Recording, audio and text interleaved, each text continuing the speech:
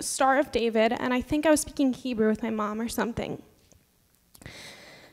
And he just never came back to our table. And it's like, I knew that it was because he had seen my Star of David, and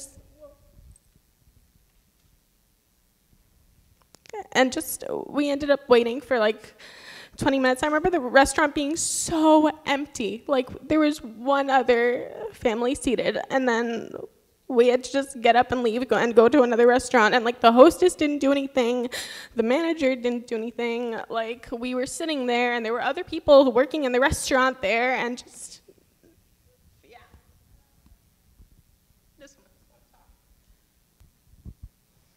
So I think, speaking on the point of structural anti-Semitism, I would say that all anti-Semitism is structural and institutionalized, as well as Islamophobia.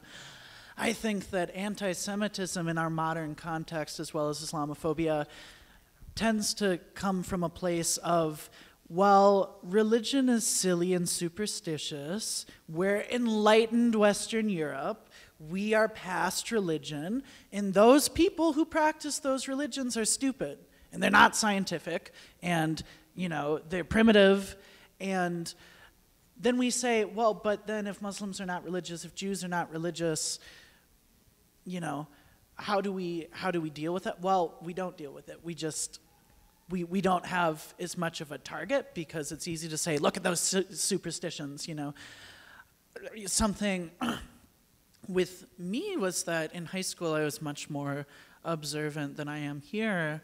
And I come from a town that there's no Jews at the high school, and it was always just such an issue that I wouldn't go to things on Shabbat, and I wouldn't want to work on Shabbat, and I wouldn't want to have rehearsal on Shabbat. And, you know, because I was observant, I was responsible for the death of Christ. And in that day, I would have done it because all religious Jews hate Jesus and Christians. And, you know, it's this privileging of secular whiteness and, like, Christianity, but, like, secular Christianity, cultural Christianity, that Christmas is okay, even if you're not religious. Rosh Hashanah is a religious holiday. That's superstition. We're going to throw that away. That's institutionalized anti-Semitism. Equating Jews with whiteness. Judaism is not whiteness. Islam is not whiteness. There are white Jews and white Muslims. We're talking about a different issue that transcends race and comes from this, like, European Enlightenment idea that we're past that now. Well, what happened during the Enlightenment? People were categorized. There were 3 different racial categories: Asians, Africans, and whites were superior, and Asians were second, and Africans were that doesn't come out of religion, that comes out of science. You know, all these secular thinkers that we look to, that, you know, not saying, you know, like, I believe in evolution and all of that, but, like, Darwin was white. All these secular thinkers are white that we look towards.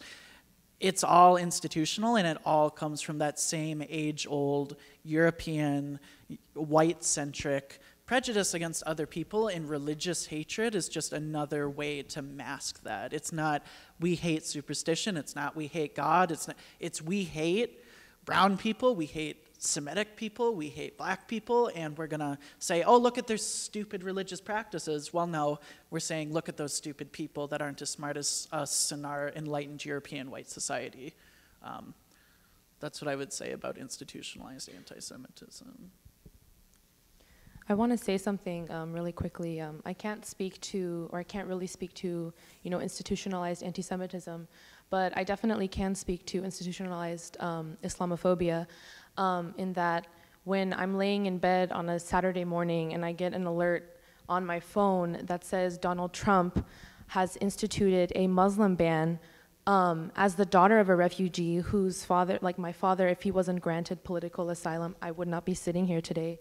When you get something like that and you see something like that, and you see, you know, this country, this USA that's supposed to be great, this American dream, this place my parents left everything behind for, to come and have their children here and be free, whatever that means to you, and you see that, it's heartbreaking.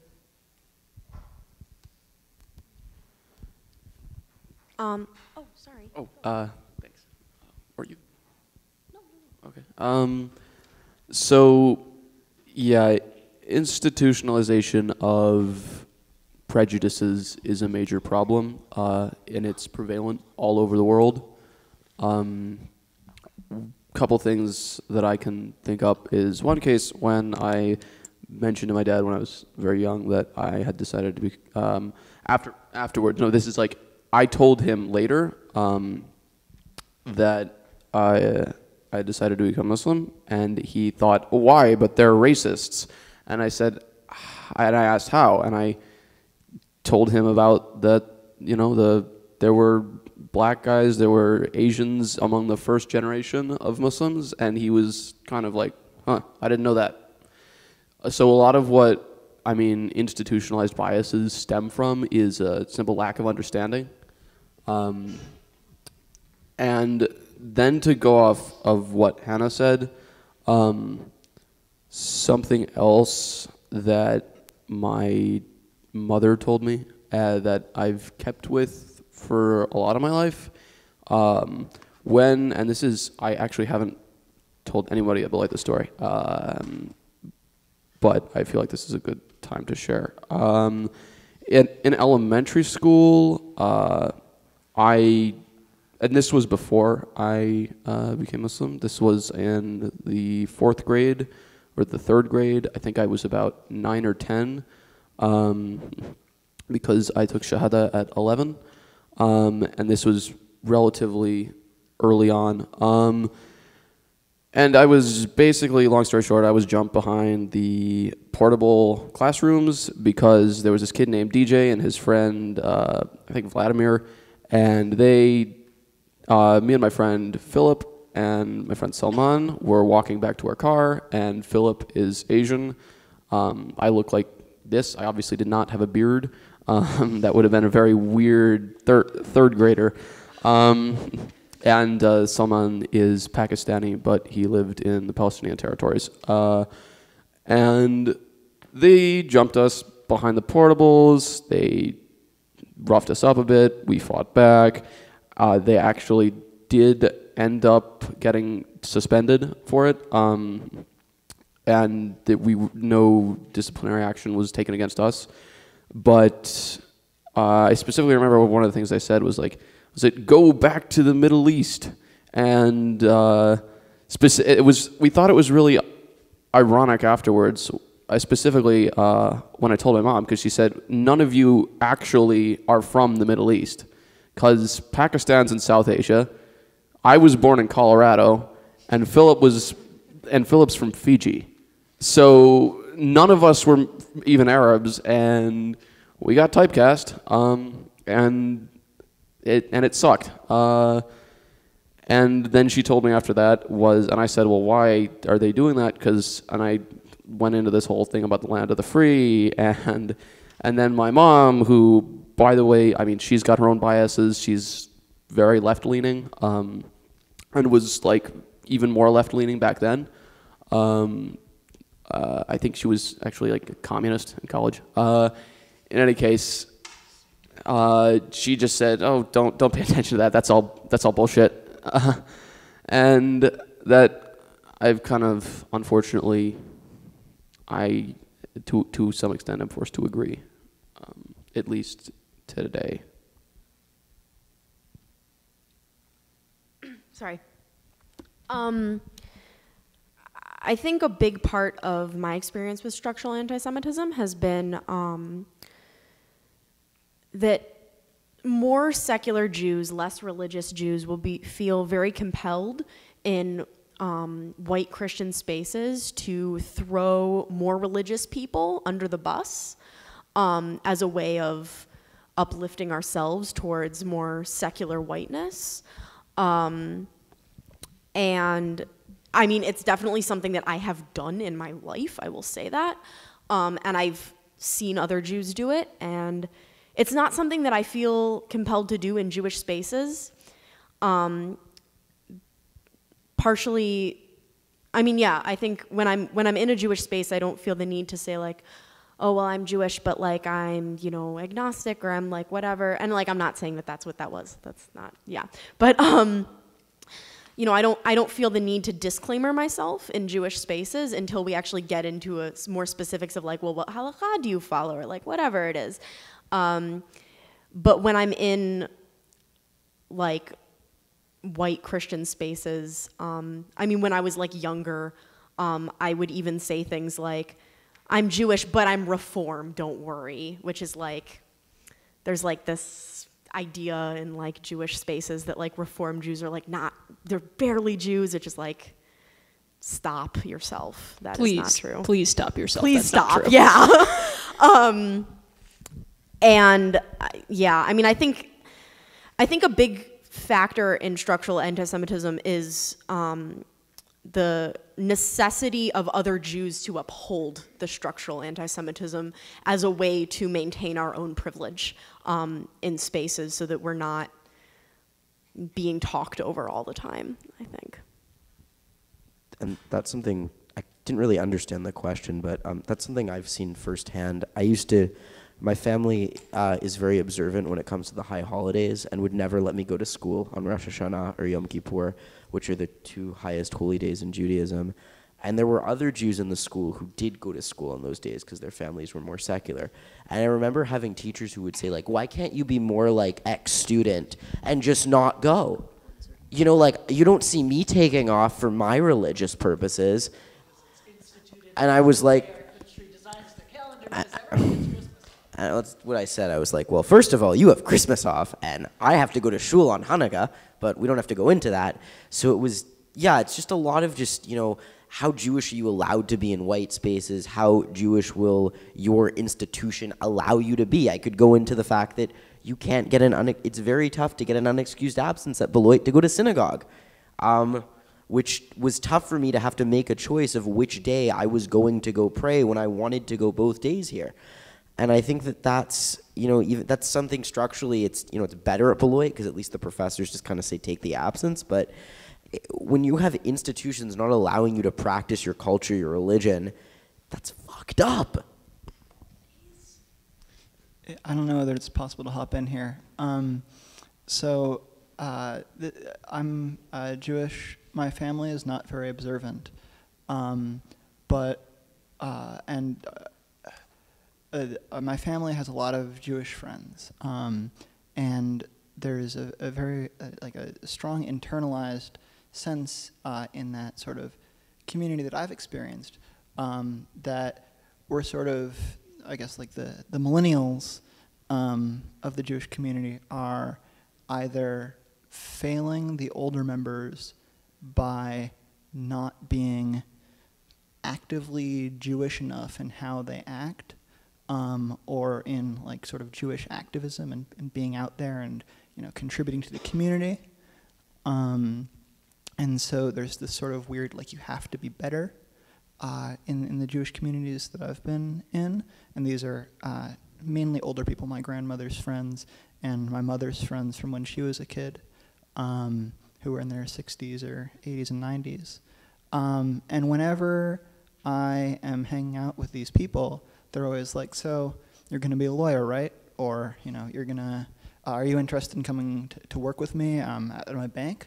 And sort of this expectation that I'm going to go in one of those directions as a Jewish person. And so this sort of, the expectations of what Judaism is are not only from the outside, but also inside. And I think that's something that's important to note. Yeah.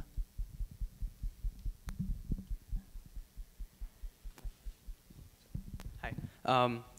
Sorry, I should have said this earlier. I realize that now. But it's really important to note that many Americans learned about Islam through 9/11, and a large majority, actually, and many students still in households and in education systems tend to learn about Islam through 9/11.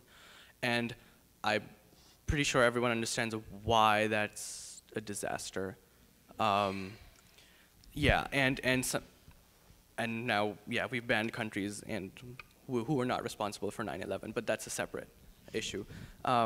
Anyway, that's something I wanted to point out. Thanks. Yeah, I would just like to point out again, in a similar vein, this is going to be very short, something that really aggravates me about the ingrained, even among people who are actually progressive, among the ingrained sort of biases in, I guess, Western society right now, is the takbir is a very important part of practicing Islam. You say it when you pray. Every time you change your position, you say Allahu Akbar. And that, ever since, like, especially with like conflicts in the Middle East, and videos come out with a bunch of angry-looking bearded guys brandishing AK-47s, shouting Allahu Akbar, that makes people think that that's just the phrase people yell when they're going to blow themselves up. And it's not. I mean, like, I say it probably 50 times a day, because, at the very least, because you have to do it when you pray, and then if something good happens sometimes, you know, is Allahu Akbar, you know? So the idea that certain phrases are terrorist phrases really bugs me. I just wanted to respond to Isaac's, but just before that, quickly, I was one of those people. I thought Allahu Akbar was something that you said before you blew somebody up, and then I met Nate, and we've spent a lot of time together, probably too much time. But so he has prayed in front of me a lot, and we've had to, you know, stop our activities for prayer, and it really is just something that I would encourage everyone to just learn about, because it's a really beautiful thing, and, you know, not that you should be watching Muslims pray, but it's just a very beautiful thing, and it's a beautiful experience, and I'm very proud that Nate has let me watch him pray. Anyway, but to Isaac's point, I think I really do see that a lot too. My grandmother once asked me if I was going to be a doctor, a lawyer, or a businessman, and there were no other options. And I think that that's something that as the Jewish community we need to look at, is why do we try to assimilate, then get angry at our young people for assimilating too much? There's like a level of, we've assimilated to the point that we're good, now we need to kind of close the doors and then we'll open them again. And I think that that's a big conversation that needs to be had, because I always remembered being told, you know, be totally Jewish inside your home. Keep the Sabbath, you know, make sure you're totally Jewish. But when you go out, don't tell anybody, because that's dangerous. And that's an interesting dichotomy that, you know, we obviously don't have time for it, but that's something that I'm also very aware of, and thank you for bringing it up. In the theme of addressing stereotypes, because I think that's sort of what this conversation has leaned towards, I think what aggravates me the most and what I hear the most, unfortunately, is this this thing that people like to do is in equating what they think Islam is and terrorism. So, you know, groups like ISIS, ISIL, Al-Qaeda, you know, et cetera, you know, in the like the way that they're publicized in the media, you know, they're in film, they're shown, you know, doing these heinous crimes of these heinous violent crimes in the name of Allah, in the name of Islam, in the name of whatever. And I'd like to say that the word Islam itself in Arabic means surrender, and Islam is peace, and it can in no way be associated with violence or terrorism, in spite of what you may hear, what you may think, and whatever the hell ISIS is doing and saying. It's not Islam, and it's very problematic to associate the two things. We did have a question back here. If we could let this person ask and then go back up to the front, if that's okay. Hi. This was actually more of a comment. I'm Muslim, and my mom is from East Africa. My dad is from South Dakota. He's a very white man. He's great. But growing up, I was one of 2 mixed-race children at my entire mosque, and the other one never came, so I was the whitest kid there. And I noticed after 9/11, there was a very serious fear of whiteness, and my parents tried to kind of get around that, but with the community, there was don't let white people in, white people are going to hurt you. And so it was very difficult to have that and know that yes, there are definitely white people in America who like would like to hurt me, but also going home to my white father who definitely does not want to hurt me.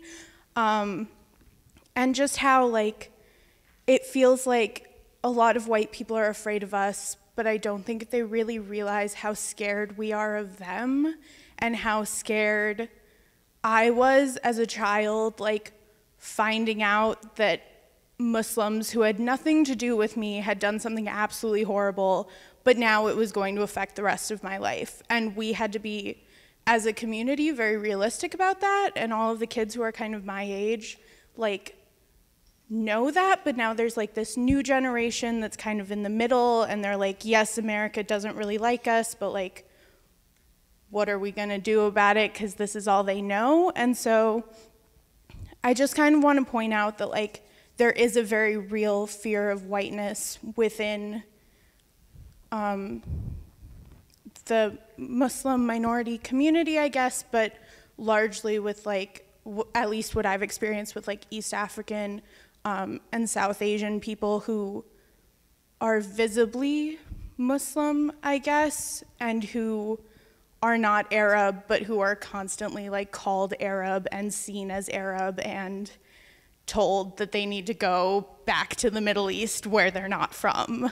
So just this very real fear of whiteness and like acknowledging that there are children who are afraid of white people and who are afraid that the people in their country want to hurt them and want to kill them for something that happened before they were even born and that they have absolutely nothing to do with. So I was like, I guess, raised Christian, but my mom found a day camp when I was in first grade, and it was a Jewish day camp, like run through the Jewish community center in my community, and I went there for 12 years, and it was a very like traditionally Jewish day camp. Like our groups were called like kibbutz and kofar and sabra, and I did it all 12 years. Like we sang the Israeli national anthem, and I was like very much like raised in that culture. And then kind of an interesting experience when talking about passing is like I'm brunette, predominantly brunette features, and so I was Jewish passing at this camp a lot of times, and I never talked about being any sort of Christian. But I was also just wondering for the Jewish students, if you ever had experiences in Jewish spaces where these ideas or these topics of anti-Semitism weren't discussed, because I went to this camp for 12 years, and there was always kind of this clouded view of those, and kind of this idea that like it didn't exist anymore, and like the Jewish community is doing great, and like look, we brought in these people from Israel, and like America has this great relationship with Israel, and there was just a very clouded view of that community and the issues they faced. I was just wondering if any of you could speak to that. Yeah. Yeah, I think that's personally a big problem I have, because I feel like my home education about anti-Semitism and my, I guess, institutional Jewish education were like on wildly different ends of the spectrum. You know, I went to Jewish summer camp, I went to Jewish day camp, I went to, you know, Jewish day school, and it was always definitely very much mentioned as the Holocaust. But we're fine now. We're in Canada, America. I lived in Vancouver for 5 years, so it was alternately, you know, America or the United States, and it's fine. And it sometimes happens if you go to other countries, and sometimes it's scary, but it's fine. And that dichotomy, as I think, is interesting for two reasons. Most synagogues, even in the States, have guards. Some of them are armed, some of them are not. If you go to any Jewish community center within this country, even in Los Angeles, they will sweep your car. You go through a metal detector. So there's definitely an awareness that I think the Jewish community, first of all, doesn't tell to children because they don't want to scare them, and also because they live in a kind of state of denial. And we could go into Jewish psychology, but we don't have 5 hours. So that was a big thing for me, is like you could always see it, but it was always very in the background. It's probably not going to happen. And then at home, I grew up with stories of, you know, my father, who grew up in a predominantly non-Jewish neighborhood, dealing with just like rampant, dangerous anti-Semitism, physical assaults at school, fighting, stones, you know, my grandparents and their Holocaust experiences of, you know, literally being killed. hearing stories of, you know, I remember my middle name is David, and casually one day my grandmother said, you know, your middle name, you're named after my brother. And I go, oh, yeah. And he goes, yeah, he was shot in the street by collaborators in front of City Hall along with my parents. I heard it a few years after. And that's just a casual story of hers. That's not like this, it's deep and emotional, but I've always felt like it should be more powerful than it is when she tells it. But it's so matter of fact to them, their family members who were killed. So I've always, you know, I think that it's something that, again, is very dangerous in the Jewish community, that we kind of ignore it and don't address it because we want to feel safe. And, you know, we could also go into how in Germany the assimilated Jews also ignored anti-Semitism, and it led to the rise of Nazism. So I went to a JCC, Jewish Community Center preschool, and recently there were way too many JCCs receiving bomb threats in the past like week, 2 weeks, 3 weeks, I'm not sure. But there's been like wave after wave of these bomb threats. And I was sort of on, you know, social media, like just seeing these articles come up about like, you know, this many JCCs had bomb threats this weekend, and like, isn't it terrible that these kids had to like go outside in the winter and like be evacuated because of this bomb threat? And it was kind of like, well, yeah, but like they've done that before. I mean, it's like, it's a real bomb threat this time, but like, it's not like they haven't. And then I was like, oh, like secular schools don't have like bomb threat procedures that they run the kids through. And it was kind of just this moment for me of like, I was raised knowing what to do, you know, in that kind of a situation. Like, we had, you know, processes in my elementary school for like, if there was like a shooter in the school and like where we were supposed to hide. And like, it never really occurred to me until that moment that like, that wasn't standard. We had an actual bomb threat at my Hebrew school. They evacuated us. It was very scary. There were police with machine guns there. It was, you know, it turned out to be a fake. But yeah, like I thought the same thing when people were like, I was like, that's normal. Like, you know, you walk, you find your group, you walk next door, you wait, you know. Like I grew up greeting Nathan the security guard at Hebrew school. Like everybody knows Nathan's cool. But you don't really think till later, like, why is he there? Something that recently occurred to me is that whenever I go home, if I go to services, I never know which door to go into because they're always locked and unlocked in different patterns at different times, and you have to have someone let you in, but if you go to the wrong door, no one's there to let you in, and this has changed for the 15 years we've been going to that synagogue like every couple of months. I went to a Jewish elementary school, and we never talked about anti-Semitism in the world, ever. We always talked about how, like how you were just saying, like how Jews are doing so well and how everyone is well off and how anti-Semitism is dead. And I think that's why the thing that happened in Germany affected me so much, because I just kind of believed that, you know, because I was in different Jewish communities growing up, and it was just never discussed. I don't know why. Maybe it's uncomfortable, maybe we just want to believe that it's really like not a problem, but it's, yeah, no, we never talked about it, ever. Sorry. Yeah, I mean, and something that you just said actually really struck me, that like I grew up in like these Jewish school systems, and we always had this assumption like, yeah, everybody here is fine, like they can all afford to go to this school. And like, so and they're Jewish, obviously, so like they have money and it's fine. And then I went to high school, and like we were actually like at a like cognitive capability to like talk about our financial situations. And I found out that like more than half my friends had like stopped eating lunch at the school because the school was refusing to implement a subsidized lunch program, and they couldn't afford to eat lunch. And a lot of them didn't have food in their house to take for lunch. And I think that that is something that's also super ignored in the Jewish community. I found out recently, I don't know where the statistic comes from, so it totally could be wrong, but it's something like more than half of the Jewish community in America is under the poverty line. Like, I think we paint this like rosy anti-Semitic picture of like Jews are super wealthy and in control of all the media, but like, I mean, yeah. Yeah, I think that's a big thing, you know, like you kind of grow up in this like very insulated Jewish community if you grow up in a Jewish community that usually is quite well off. And I've just noticed as I've grown up, because of the kind of urban sprawl of Los Angeles, the Jewish community just geographically is quite large. And I've noticed more and more just how low income a lot of it is, just, and you can see it, you don't see it clearly as an adult when everybody's going to shul, but there's always, you know, like we can go into this more and we don't have time, but there's hierarchy between the middle class Jews and the lower income Jews and how it works and where they live, and that's a problem that the Jewish community just kind of chooses not to address because, again, we want to paint this rosy picture of how we've all made it in America.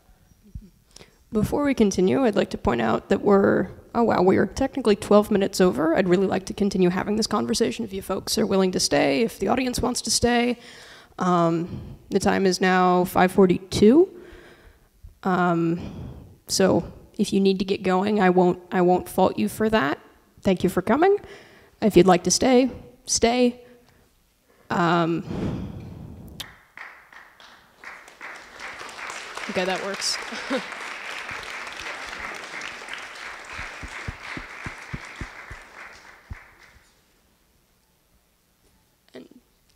Does anybody have any? Well, no, Jason's gesturing to me. Hang on. Also, like, you know, make sure, like, yes, we can conclude because we've gone way over, but, you know, make sure, and we can stay too, like, people will hang out for a few more minutes, but, you know, make sure that this is something that you go out and talk about and come to more Let's Be Reals and check out the Intercultural Center and check out iClub and check out Spiritual Life and check out, you know, OILA, Office of Inclusive Living and Learning. Like these are resources that we all have that are available to all of us, whether we're in a minority oppressed group or whether we're white bread American, you know, like everyone is welcome and this is how we learn and this is how we have dialogue. So please, like, come by. Come talk to us. That's what I was about to say. Individually, we all go here, you know, and I guess Ethan just spoke for himself, and I'll speak for myself, that ask me stuff. You know, I'm happy to talk about my life, about being Jewish. The lovely folks from Bon Appetit also asked me to inform you all that they're taking the snacks away soon. So if anybody wants more snacks, now's a great time to grab that. It's free. But yeah, we're here, you're here. Thank you so much for coming. Thank you for listening. Thank you for asking questions. Thank you, panelists, for participating and for sharing your stories and your lives with us. And I think that's about it for today. Thanks so much. Do you want me to take it? I'll take it. Sorry you ended up being the mic runner. I was I needed to